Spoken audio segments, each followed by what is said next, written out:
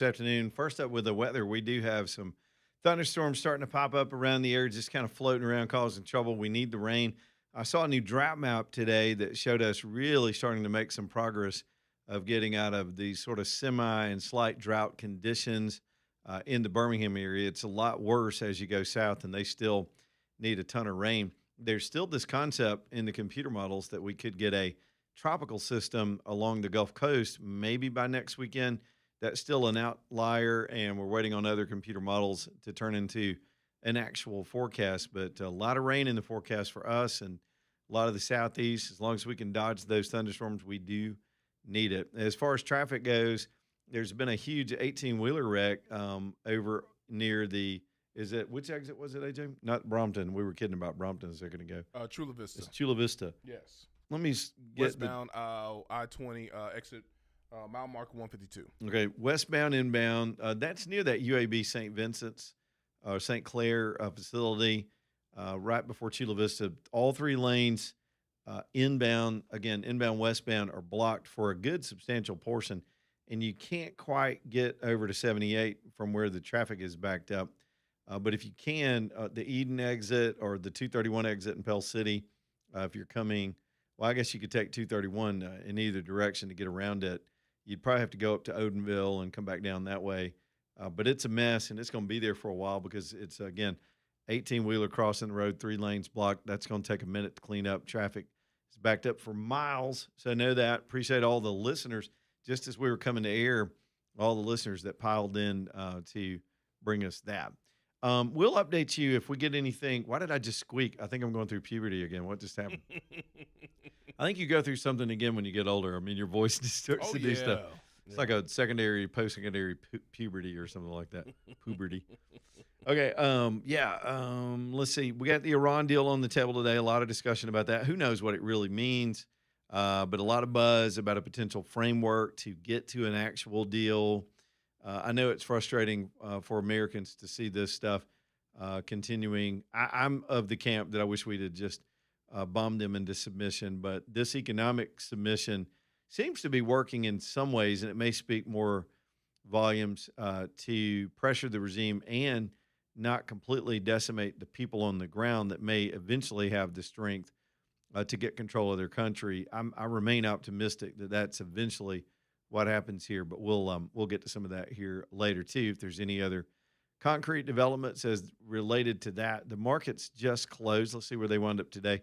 Dow up 24 amid a day of uncertainty. Nasdaq still breaking records. It's approaching 27,000, and oil, I think, for the end of the day on the commodities might have settled below $90. It was at 89 the last time I had the chart pulled up. So we need to keep it below 90 until there's more certainty. And it's going to, I'm telling you, the barrel price is going to crash the minute there's certainty because of just supply and demand equation. There's a lot of unrefined loose oil that's out of the ground.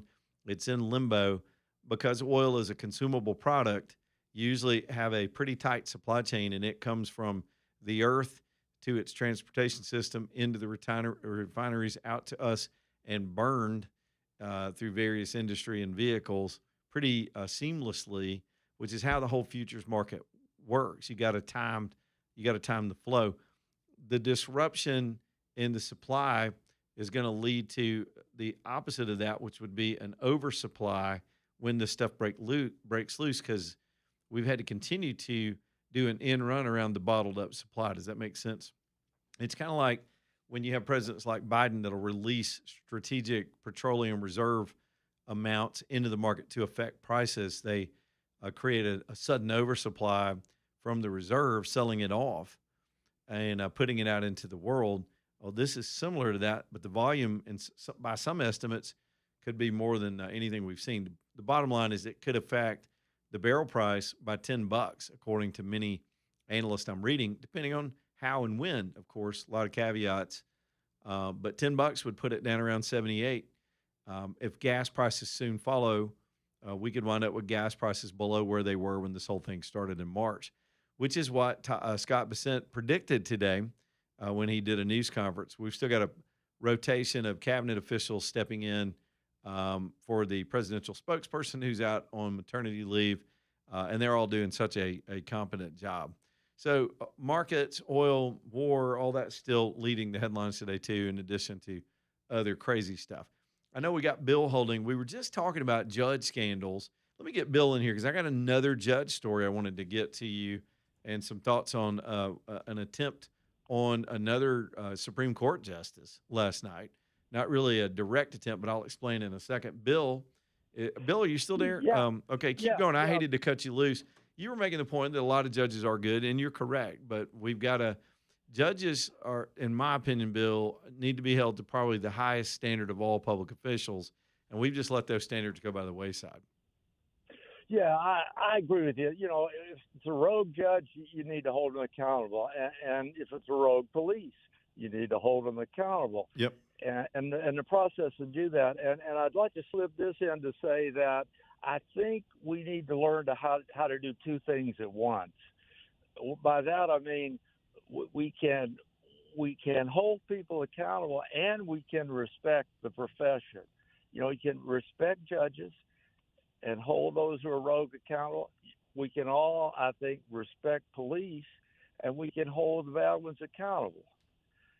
And that's something that I think, you know, when someone get into some of the political discussions, it's like, oh, if there's a policeman who's rogue, well, you're either for police or you're against police. Or if there's a judge who's rogue, well, you're for police or you're against judges.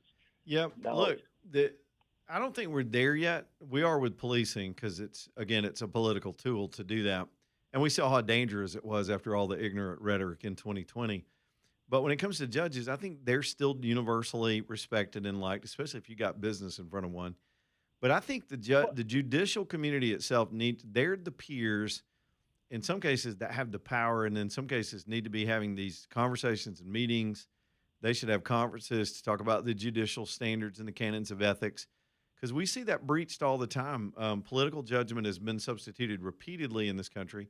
In fact, even in this redistricting case, people judge shop and they go to their favorable judges to get opinions that are a little bit shaded in this direction or that. And that's why we wind up having so many things have to go to 9 people at the Supreme Court. And our country wasn't designed to be that way. The Supreme Court and the court system itself was supposed to be the weakest of the 3 branches.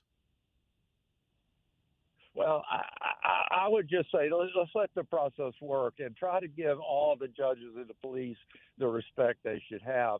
I agree with you. And I'd like to choose one more thing, and that is the idea. Have you heard of the term nut picking? Nut picking. Nut picking. I'm going to need some. I've heard of nitpicking. Nut picking kind of scares me a little bit. Depends on the context. What are you talking about? Okay, what I'm talking about is, and it's similar to cherry picking. Yep. But if you're going to be in a political talk, you can always find the nuts on both sides. Now, you know, again, I'm not saying. Oh yeah, there's no doubt. Yeah, there's no doubt. Okay, and the point is that I think a lot of our discussions is people will take the biggest nut or the biggest nut of the day. And I mean, it makes a great show, okay? And I'm not necessarily accusing you, but I'm saying that, no, you can accuse me all you want. Yes, of course, we're going to talk about the nut of the day. That's what we do. Those are the people. But you know, it's not man. It's man bites dog. It's journalism. It's commentary. It's what we've always done. Well, it may be journalism. You know, if it bleeds, it leads. But what it does is it smears the whole group.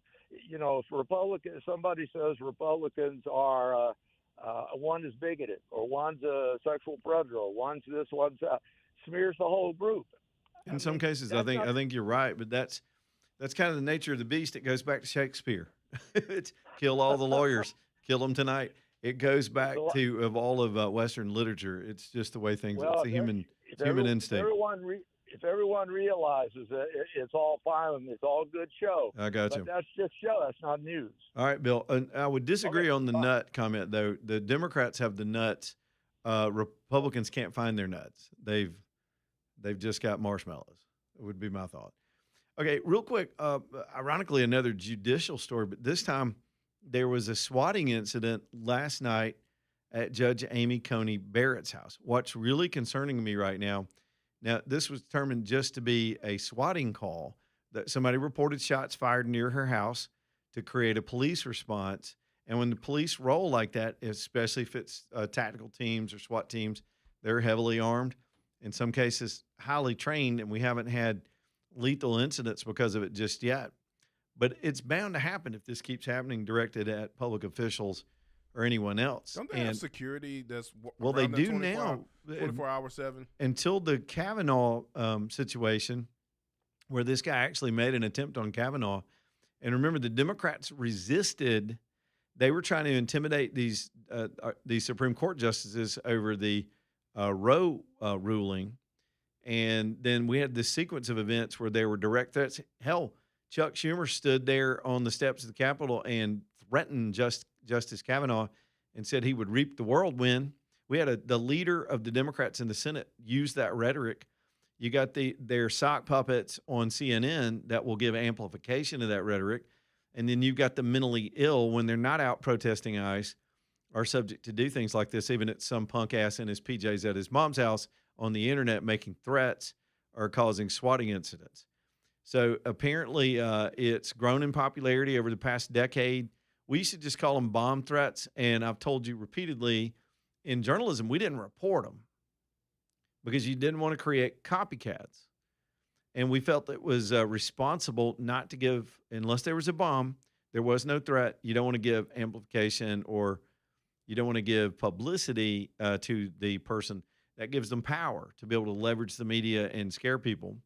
So we didn't talk about them. But that was before there was news every half a second with social media and everything else that's out there. So now there's this obligation to report on them to give clarification that there was no threat because people are going to see the police activity before anything can be determined. But she is a mother to 7 children. I'm sitting here reading through the story. Says a year after her sister was targeted with the bomb threat back in Charleston, South Carolina. And apparently this happened late last night. Somebody reported shots fired, and the Homeland Security had to respond and with other police agencies. Here's the deal. We need to treat swatting incidents as attempted murder. It should carry the same penalties. You put into motion a sequence of events with intent and the consequences of which could have been the death of someone, you should get the same punishment. I'll take that a step further. Attempted murder ought to have the same punishment as murder. Different crime, different standards for conviction because you got a different outcome. But just because I remember hearing Neil Bort say this years ago, and it's when I first started giving consideration to this. Just because you pull a gun out and fire at somebody and you're a bad shot, you shouldn't get a lesser sentence. You should get the same sentence as if you killed them. And when you call a fake swatting incident on anybody, you're putting their life in danger, and you should get the same punishment. I don't care if it's a death penalty. I think it's all about intent, right? I mean, because the intent is to put harm on somebody. Absolutely. Regardless if you hit them or not, the intent was that you tried to put harm on this person. Yeah, and so if the intent should be the same, or should be, to me, should be punished the same as if you'd carried through. Just because the swatting failed or just because the incident was avoided, again, you were a bad shot or you pulled the knife out and missed, you should get the same punishment.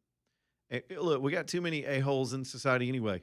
A few less would not bother me, whether they're going to be in a cage or you strap them in and give them the old, they ride the lightning. I'm all for it. I'm hardcore on that stuff. Call me a caveman. I don't care. Stacy's on a cell phone. What's up, Stacy? Yeah, I wanted to comment on the Blanchard situation. I've been in the legal field more than 20 years here in Jefferson County. And there was a day when, in order to be elected a judge, you had to have more than 10 years experience to be a judge in that type of law, criminal, probate, whatever. 2, you had to be a good moral character and had to be vetted before somebody would nominate you. Today, we have way too many judges in Jefferson County that don't know jack shit about what they're up there to do. Oh, let me put Stacy on hold while we let the drop button catch up. Stacy, we can't drop the S-bombs on an FCC-regulated Please station. Don't do that. If y'all are on the internet, you heard Stacy's colorful description, and I agree with her. We just can't say that, Stacy. We have so way keep going. too many judges that don't know what they're doing. I believe they you. elected. Yep. Look, they're on the. And that was this case. Stacey, they're on the Supreme Court. We've got people Oh, that are I elected, agree. they're appointed, and because some people would argue, well, we should have appointed judges and not elected judges because the people don't know who they're electing, and we should just let This lady, a country club but committee this, appoint these judges. We have appointed judges on the federal level, and I would dare yeah, challenge you, anyone, and say that they're just as corrupt on that level as the state oh elected yeah. level, 100%. This lady was elected on the fact that she was a Nia Blanchard stepmother. Do you think that was helpful to her? What was her background? I don't know anything about her. Was she a Not much of lawyer or? anything. Yeah. She Yeah, was, but she was an her attorney. practice Yes. was, You but can swing a her cat and find an practice, attorney in Jefferson County. Certainly, there's somebody that could step up and be on that court. So there we go. absolutely. But I think she needs to be with everything that's in the complaint. I've read 120 pages, and she needs to be removed from that position. Well, there's a process for it, and the 120 pages Absolutely. is pretty it's pretty vicious. My question when I was reading through it, thank you, Stacy, was how did it get this far? How did it get this far? I know another county where a guy got removed for just making off-color comments behind the scenes. He's basically telling dirty jokes, and he opened up his computer and there was something inappropriate and funny, and the whole office heard it come out of his office. He was gone. He was gone. This one was basically just a little tyrant down there in a black robe. The thing is, as Bill stated, I've got a lot of people in the judiciary that listen to me, but they're the ones that cheer this commentary the most. The professionals, the people that have put in the time, respect the law, respect the Constitution, respect the process, believe in balance. They've got a terribly impossible job sometimes to achieve those balances. They should be the best among us. Anybody with a law degree from some half-ass law school should not just be put on the court. And then again, I don't care if you went to Harvard. You got at Harvard because the Harvard degrees don't mean anything anymore either way. They've already dumbed down. And by the way, let me throw this in. I know we got to get the break. I think it was Princeton I saw today decided they were going to return to SATs for admission standards. This idea that they could get rid of the goalpost and just let people in based on their identity quotas has failed them miserably. Kids are washing out. They can't do math. They're not ready for college. You got to have some standard by which you can get in to prove you're at least ready to be there. And so at least there's some move toward, and to me, the political climate that led to the dropping of standards has kind of faded. So schools naturally know they've got to go back to having some standards. There is nothing wrong with a society having standards in any discipline. It's what's so wrong right now anyway in a lot of areas. We've just dropped standards. I mean, hell, it's in sports, it's in the law, it's in our colleges, it's everywhere. Having guidelines and goals and requirements is what produces a better product. It just is. And sometimes you're not going to measure up, sometimes you will. But aren't you proud when you do and it's legit, as opposed when things are just handed to people? Back in a minute. Stay tuned.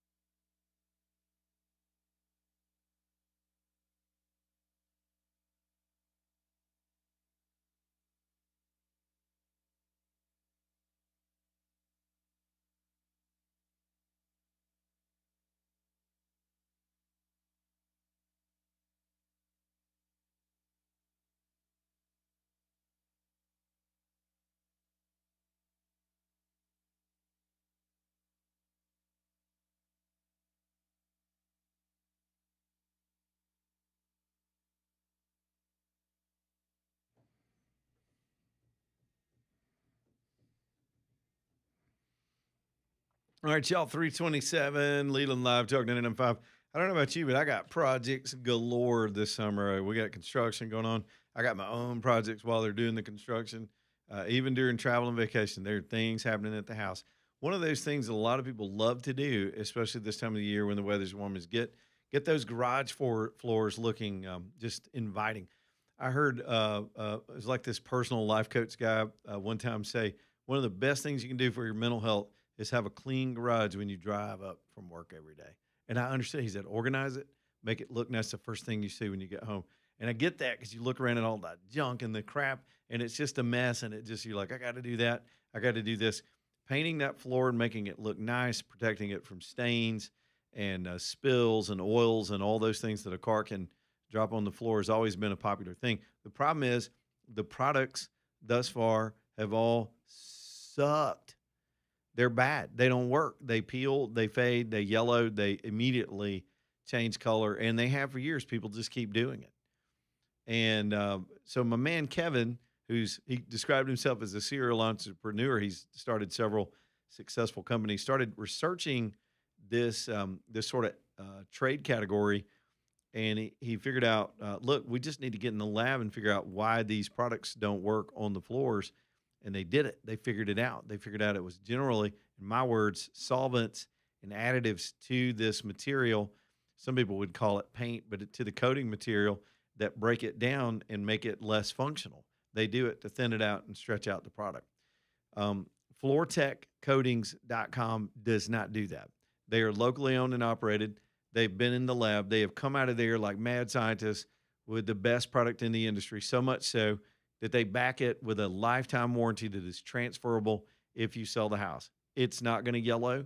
It's not going to peel. It's going to look good for a long time, and you'll be proud of it. Let them come show off for you and show you how their product is better, and get this thing done this summer. Clean that garage out one last time. Get your floors looking good with FloorTechCoatings.com. You got to put a K in there when you spell it, FLOORTEK, FloorTechCoatings.com. Here's the bottom of the hour. We'll be back in a second. Leland Live. Stay tuned.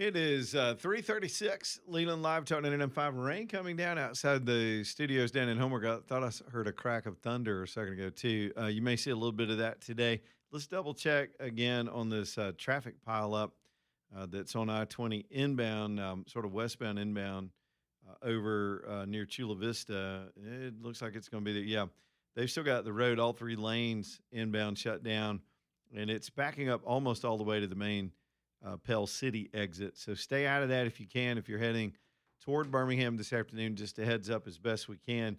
The weather really did some havoc on the roadways yesterday, and this is about the same timing as the storms this afternoon too. Again, one more time for Danny Knowles and the Knowles Group. If you have already achieved retirement, congratulations. I was just hearing about a friend of mine today that decided to hang it up. I think he was 67. AJ, I'm getting too close. I'm like, what? Should I be thinking about this? I think I'm too. There's no way I could retire. I'd go crazy. Yeah. I don't know what I'd do. But nonetheless, some of you get it, and you've been planning, and you've got a hold of that account, but you'd love a pay raise to fight all the crazy inflationary stuff that we have to deal with nowadays. Consider talking to Danny Knowles. Maybe you've got control of your accounts or have the ability to move them. Talk to him first, see if it's a fit. Some of the best compliments I've had on Danny over the years, and again, he's a lifelong friend I've known since we were kids, is that he went to work for him and they got a pay raise from their funds that they've saved all their lives. Others of you are on the opposite end of that. You're just starting out, and in some cases in life, you gotta start over a little late, and you need a more aggressive plan. They can help you with that too. Danny and his team are analytic. He's been doing this for decades. They're not like me. I'm checking the market every day. I like to see the headlines and where it's moving and what's causing it to move. That's what makes a good radio show.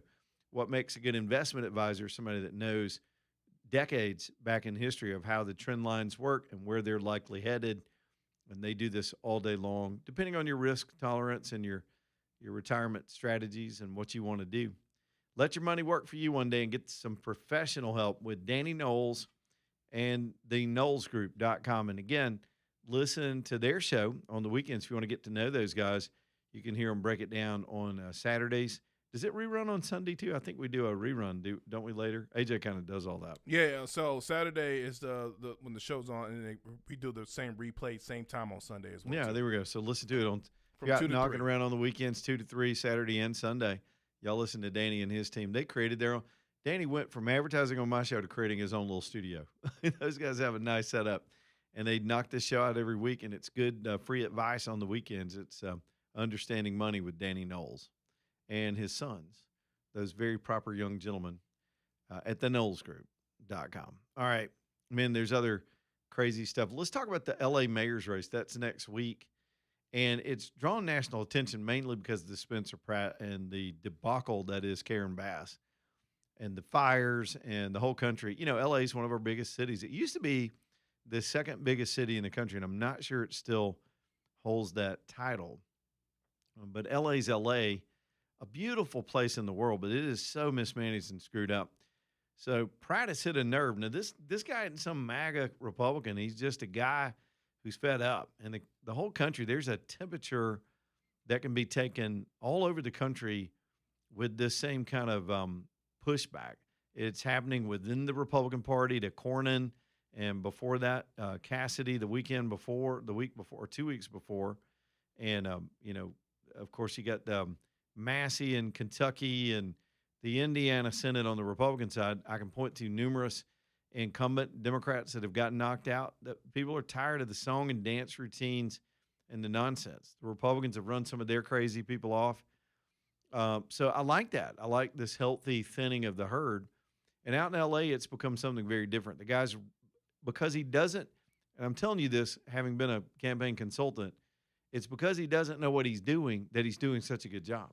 His approach connects. It's refreshing. He's talking directly to people, not through all these advisors that have the same old playbook everywhere they go. Most of these advisors and these campaign consultants take their formula and move from every 2 years, they apply it somewhere else. That's why we get the same dumb ads, the same ridiculous over-the-top rhetoric, both positive and negative. And so here's the Spencer Pratt that's just talking about homeless, drug addicts stabbing people in the neck and what's happened to their city and homes burning down. So how's it going to go? It's hard to know. Naturally, I'm not in LA and I don't have a real fix on the ground. In a million years, I can't believe voters in a major city in this country are going to show common sense. I just can't. The cities are in a doom loop. You can see it in Portland. You can see it in Minneapolis. They've got a complete dolt. They had a dumbass as the mayor of Chicago. Then they elected a dolt. Look at what they adopted and elected this childlike, silly person, the silly communist wannabe in the city of New York, who just this week alone started announcing property confiscations. How very Hugo Chavez. I mean, yes, these are their true beliefs. They sweet talk their way into these positions to start trying to wreck things. And by the way, Karen Bass spent her 20s training with communist terrorists in Cuba. True story. Somehow she gets to be mayor of the city of Los Angeles. And then the incompetence kicks in when the fires break out. And then the arrogance kicks in because she takes off to Africa. You remember when she got off the plane and had these reporters were there, she didn't expect it. She didn't have handlers to tell her what to say. So when they started drilling her on the fact that she left the country in the midst of these fire warnings, remember what she said? I'll never forget what she said. She looked at the cameras, and this is what she said. She didn't say anything. That guy kept asking her questions, and she was scared to even say anything. She just stood there, blinked, and waited on him to be quiet so her handlers could get her out of there. It's probably pretty smart on her part. Anyway, despised the woman, but in a million years, I can't imagine the voters are going to have the collective reasoning to kick her out.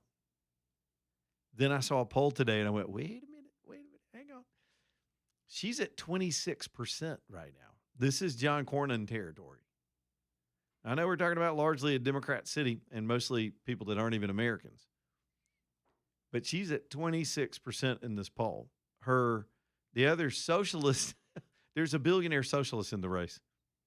Insane. If that's not an oxymoron, if that's not cognitive dissonance, you got a billionaire socialist lady who a lot of people believe were recruited to sort of throw it into a runoff to take the heat off Bass so then that Bass could be in the driver's seat for a potential runoff to this Spencer Pratt challenge.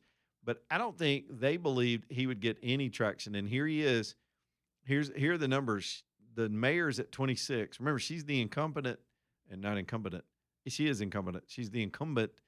She's the incompetent incumbent at 26. The socialist lady is at 25. Spencer Pratt is at 22. That's a jump ball. It could go either way.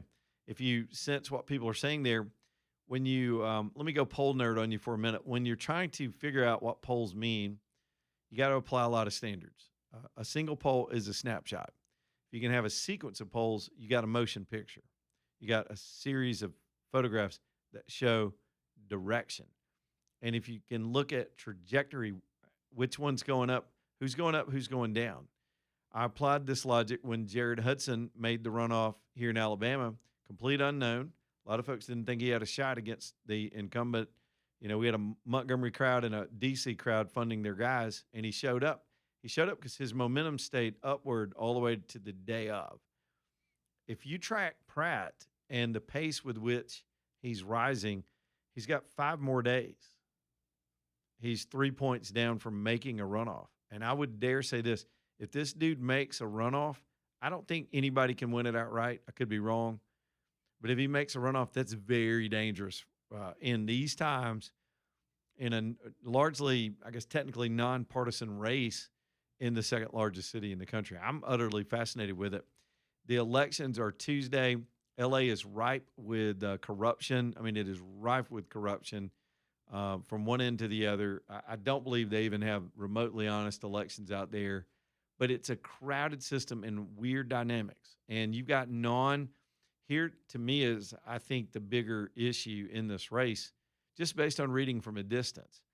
You've got normal people out there who don't vote a lot, who don't really get involved in city politics, have never really paid attention, which is how things got so bad. The machine, particularly Democrat machines, know their turnout machinery. and how to get people out on election day, if it's real people or dead people or fake people. They know how to garner and generate and produce votes. But now you've got a lot of people that they didn't expect showing up. This is how Trump won. Listen to what I'm saying right now. This isn't a prediction this guy's going to win. But this is the thing that was in the air in 2016. It was these unexpected people that came out of the woodwork, these people that have been looked past and were sick of being looked past, these people that were fed up and really didn't give a damn about either party.